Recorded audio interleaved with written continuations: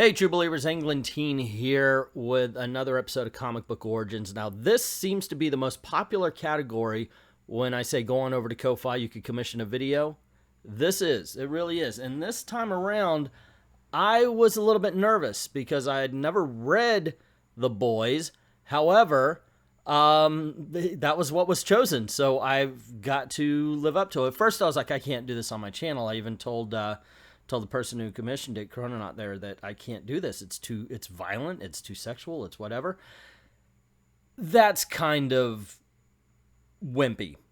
I've got to do it. I promised I would do it. It's got to be on the YouTube channel. I'm going to do my best to talk about this book and go through the first issue the best I can while not losing my channel, okay?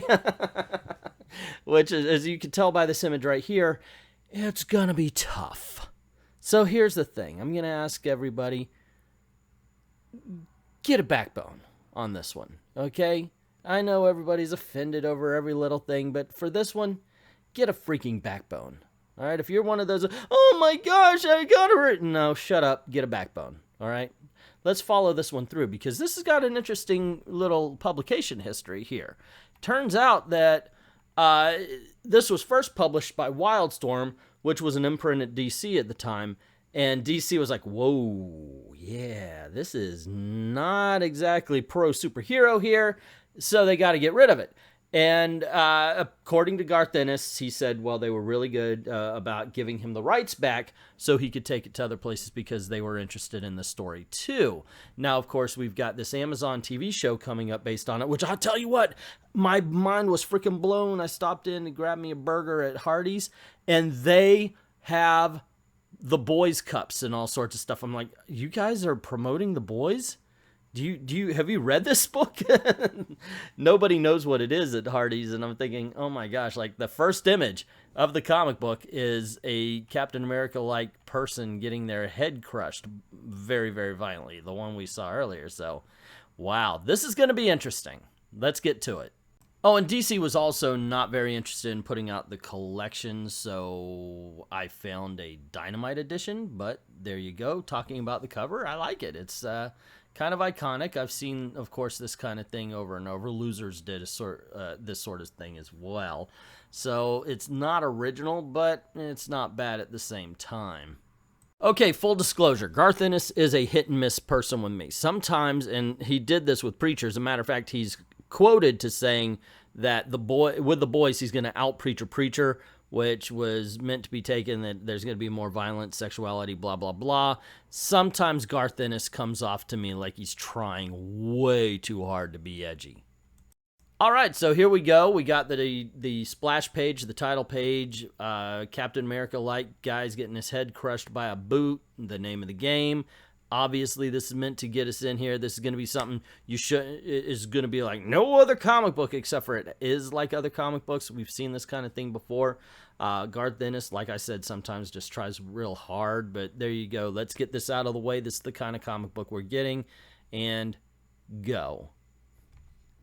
Okay, so we meet a guy named the Butcher with a name like the Butcher. Obviously not a good guy. He even sees some superheroes flying above, says, I'm going to have you, calls them a very not nice word. Worse in America than it is in England. I'm not going to read this off. There may be a lot of dialogue I'm not going to be talking about here, guys. So let's see if we can get through this. First appearance of the Boys, ladies and gentlemen. Okay, so let's see what we learned from the Butcher on the next page. He says, come on, Terror. And Terror's actually reacting. Question mark, exclamation. He says, off we go, mate. Okay, he's from England.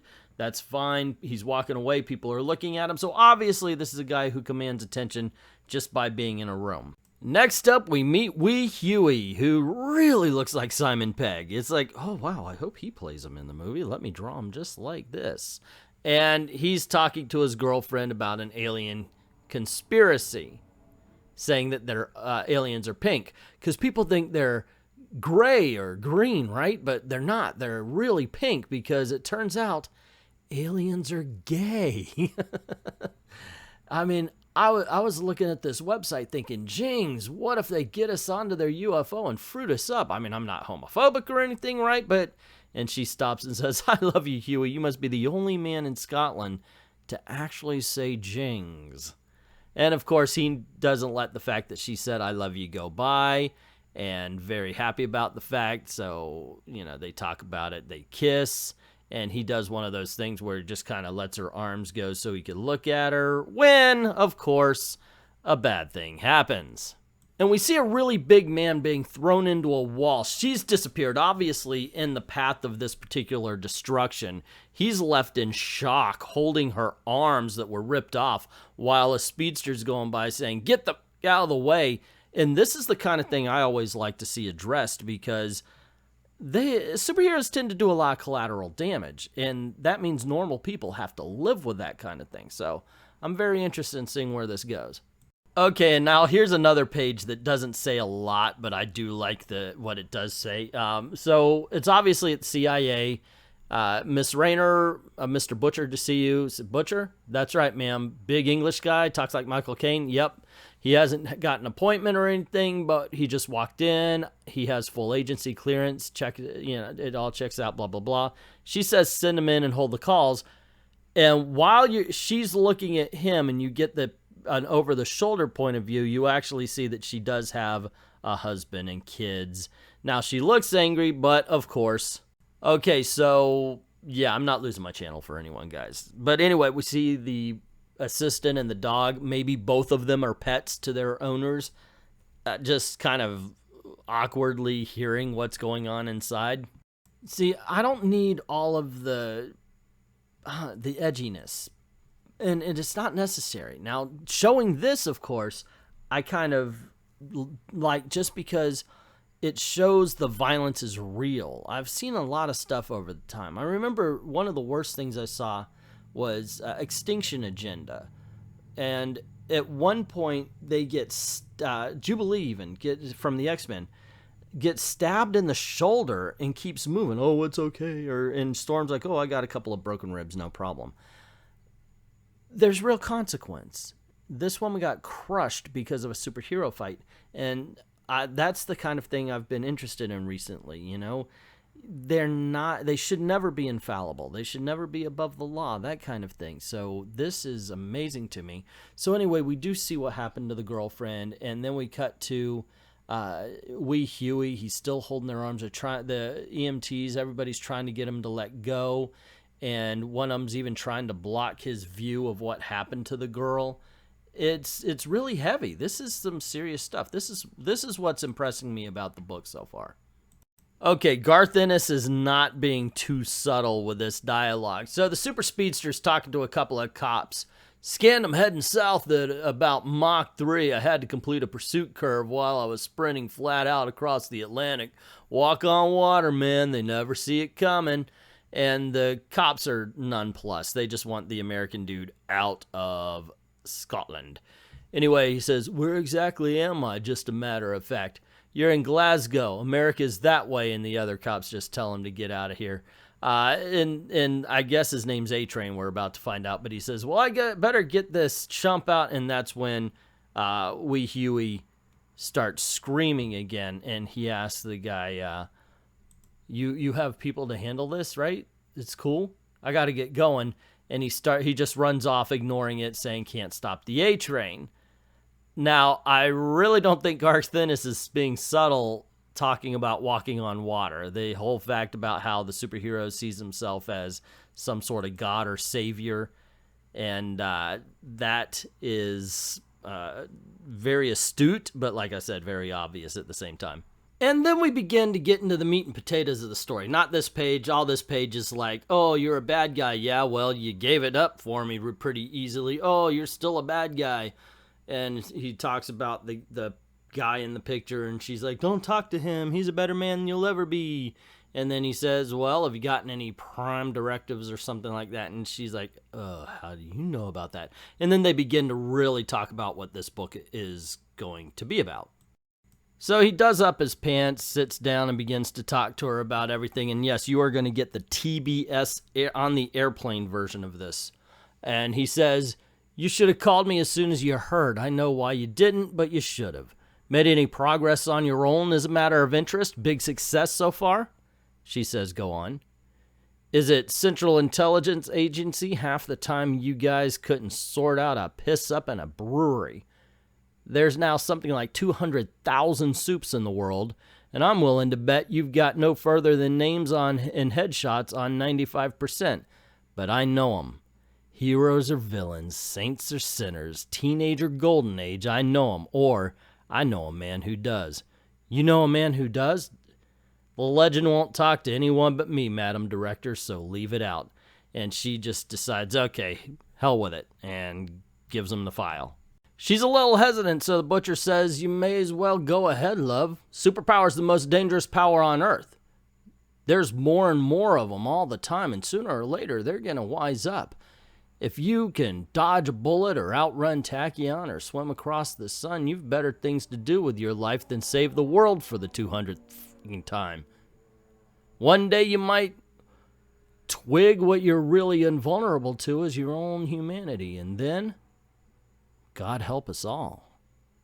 And she says, you made this deal with my predecessor the first time around, back before it all went to crap. You have the expertise, we have the resources and legitimacy that allows you to operate that much. I understand. What truly disturbs me, because I've caught a glimpse of what's behind those eyes, is why do you do this in the first place? Is what might be in it for you. And he says, I'm just a bloke in need of a job. And she's like, right. And so he starts to convince her, well, look, you need someone to watch them. They're getting out of control. You need somebody to do the dirty work if it comes down to it. You need someone to kill them. And she just slams the file on the desk to shut him up and asks where's the rest of the team. And he begins to tell him that, in all honesty, it sounds like they're not in any kind of great shape. But I guess we'll find out as far as all that's concerned.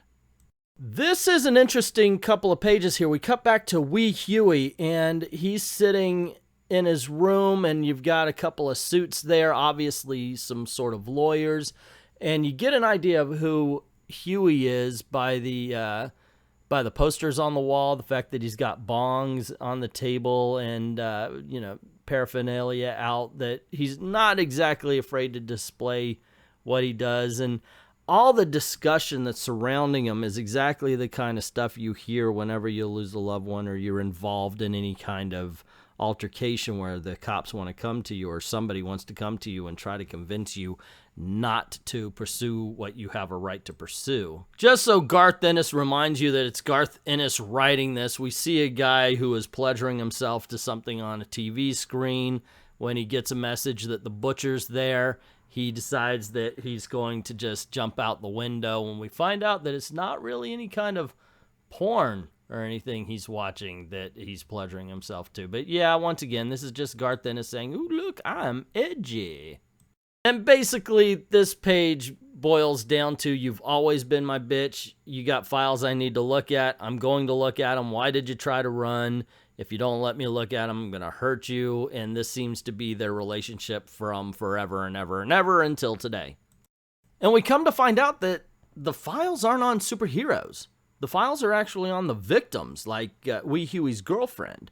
As a matter of fact, Wee Huey comes up in this, and he is very curious about the fact that he didn't ask for money, because usually the first thing people ask for is the compensation, and Wee Huey just signed it away, and this kind of piques the butcher's interest. And we cut back to Wee Huey, and he's just sitting in the park, and he is obviously not happy. I mean, you're not going to be the woman you just claimed to love, and she loved you, is dead. And he's like, it's not fair. It can't be. It was all going right for me for once. And he just says, world, can you just stop turning?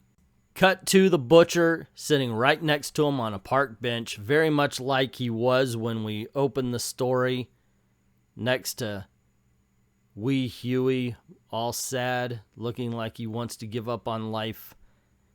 And the words continued in the next issue of Butcher.